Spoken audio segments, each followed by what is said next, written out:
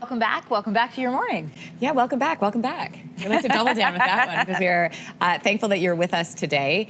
And today is Thursday, by the way, in case you're wondering. Yes. There you go. All day long. Mm-hmm. It's always good to let people know. Sad news coming out of the U.S. because they did hit that major milestone in the pandemic. More Americans have now died from COVID-19 than were killed in the Vietnam and Korean wars combined. Joining us this morning is Gary Nordlinger from George Washington University. Gary, in fact, it's more than 102,000 deaths being recorded. You throw in the U.S. Revolution. I mean, we have lost more people in 3 months than in 23 years worth of wars.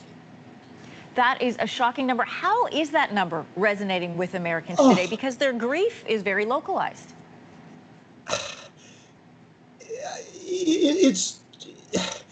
It's not as bad as 9/11, in terms of a sense of national mourning.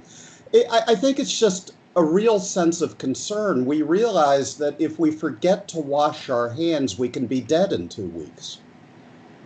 And there's no end in sight. Yeah, most of those deaths that are being recorded are in the elderly, poor, Black, and Latino populations. Do you expect, given this milestone that the U.S. has hit, there'll be any kind of shift in response from the various levels of government? We know that the White House has said this is a localized problem. Yeah. How do you expect to see these numbers resonate?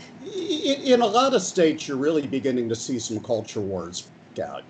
Take a state like Oregon, where cities like Portland, tend to be very, very democratic, very, very progressive. Whereas the rural counties and the smaller cities are feeling like, hey, why are we having our lives disrupted over your problem?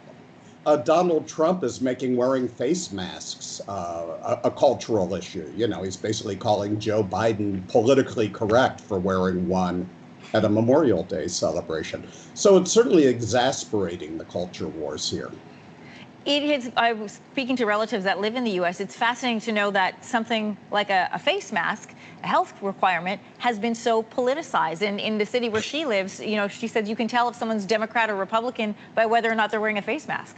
Yeah, I mean, imagine protesting against the fact that the Center for Disease Control is trying to save our lives. Shocking.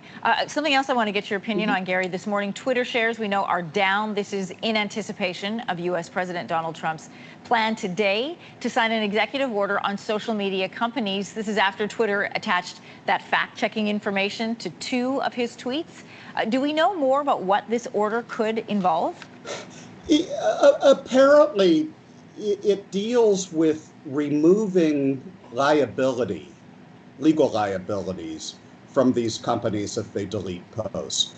This is such breaking news, and it's so early here. None of us have really even read the proposed order. I don't even think the proposed order has been made public. All right, we will watch and see, and of course be looking to Twitter for a response from both the president and from the public. Gary Nordlinger, thanks for joining us. Thanks a million. All right, Lindsay has the rest of your morning news. Thanks, Gary. You're clear. Have a great day. Always a Responding pleasure. this morning to Thank you. China's move to